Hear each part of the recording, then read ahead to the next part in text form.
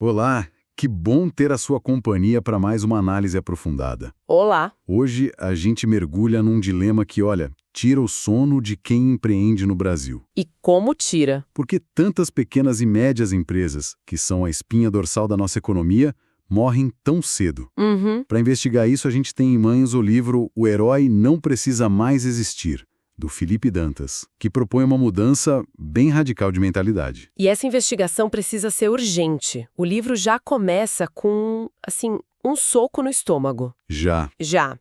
Dados do IBGE. Eles mostram que menos de 40% das PMEs brasileiras passam da marca dos 5 anos. Menos da metade. Nossa. É uma mortalidade altíssima e a gente não está falando de números abstratos, né?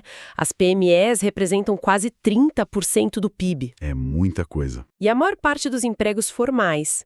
Cada CNPJ baixado é uma cascata de impactos.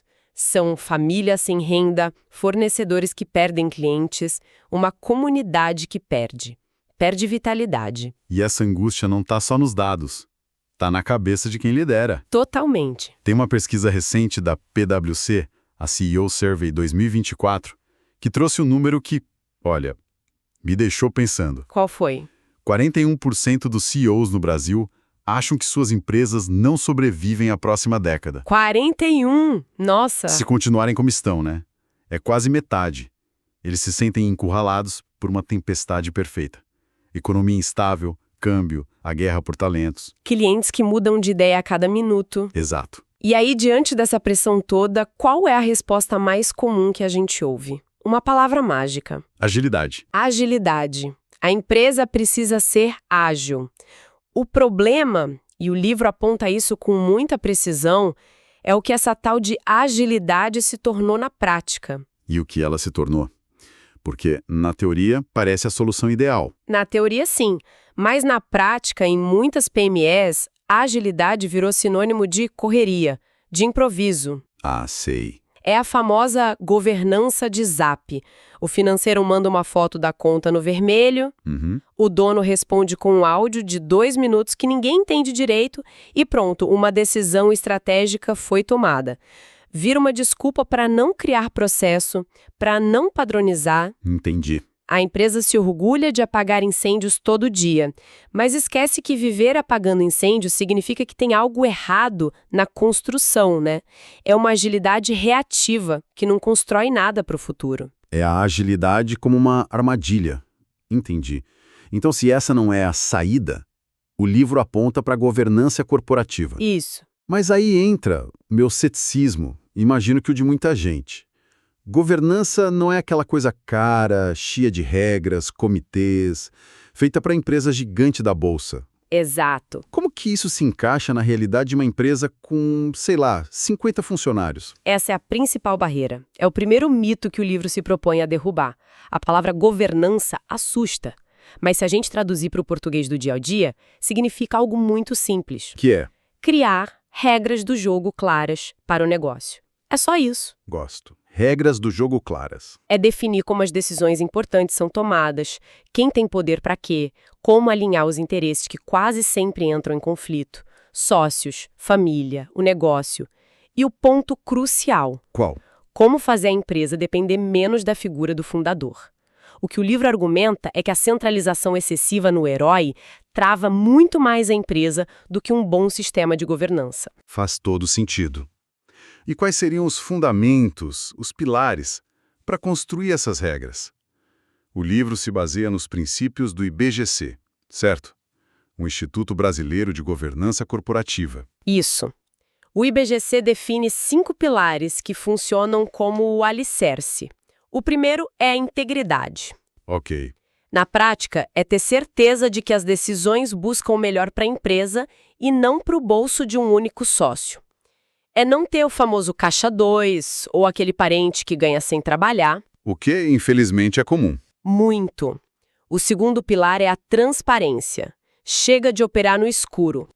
Os sócios, as pessoas-chave, precisam saber os números reais, para onde a empresa está indo. Senão, a confiança vai embora.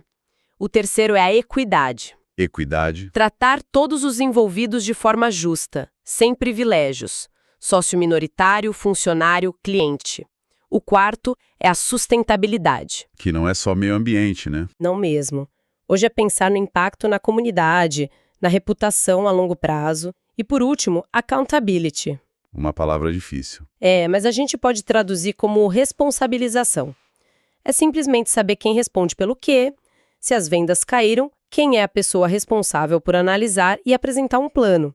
Sem isso, vira um jogo de empurra-empurra. Essa ideia de accountability me parece o antídoto para o caos. Mas aí surge outra confusão clássica. Onde termina a governança e onde começa a gestão do dia a dia? E confundir isso é perigoso, paralisa a empresa. A analogia que o livro usa é perfeita. Pensa numa viagem de carro. Ok. A governança é quem define o destino final. Vamos para a praia X. O motivo da viagem. Precisamos de férias. E as regras gerais. Não podemos gastar mais de Y reais com gasolina. Ela define o para onde e o porquê. A estratégia, o grande plano. Exatamente. Já a gestão é quem está dirigindo o carro. O como. O como é quem decide qual caminho pegar, a que velocidade ir, onde parar para abastecer, tudo para cumprir a missão. Se a governança define a meta de reduzir custos em 15%, a gestão vai renegociar com o fornecedor, otimizar a logística, cortar desperdício para chegar lá. Mas aí não tem o risco da gestão, que está no calor da batalha. Sentir que a governança está desconectada da realidade, ditando metas de cima para baixo? Excelente ponto. É por isso que é vital ter um fórum específico para a governança. Uma reunião de sócios estruturada, um conselho, um lugar para pensar no longo prazo. Certo. Para que o incêndio de hoje, que a gestão precise apagar, não consuma completamente a estratégia de amanhã.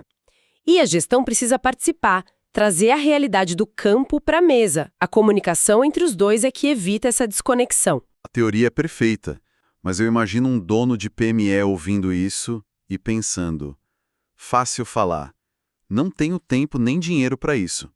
Isso vai engessar minha empresa. Como que o livro convence essa pessoa? Ele ataca esses dois medos de frente.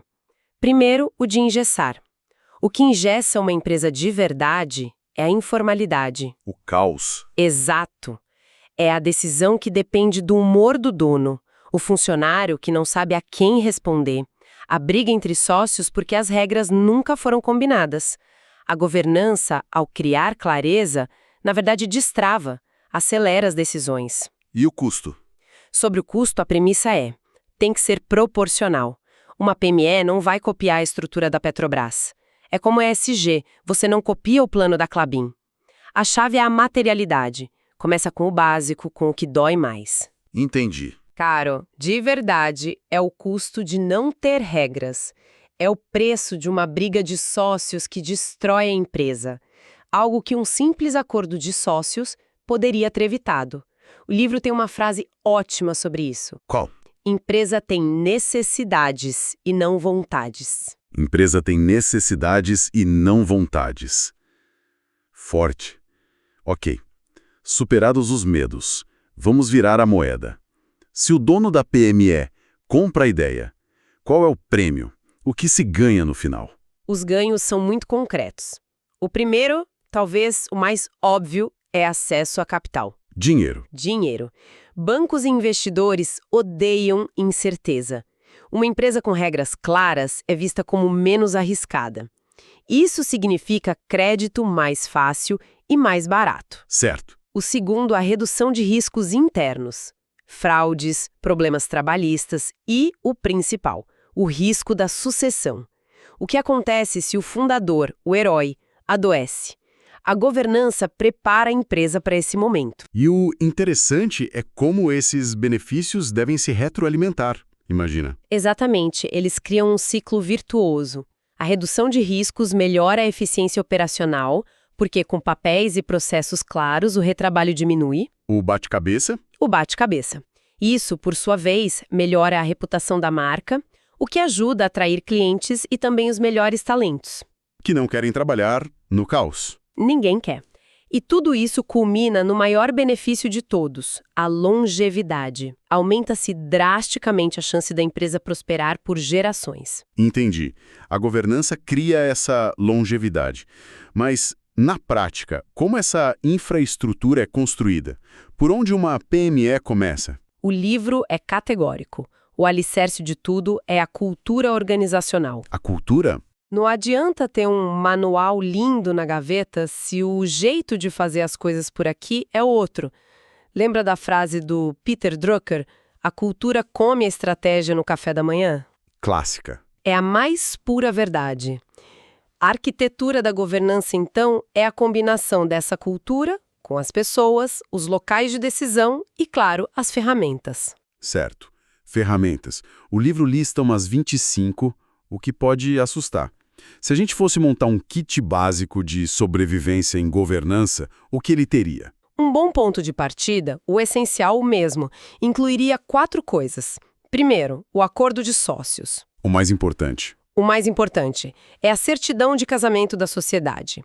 Define como se toma a decisão, como se divide o lucro, o que acontece se alguém quiser sair. Segundo, o planejamento sucessório. Mesmo que simples? Mesmo que simples.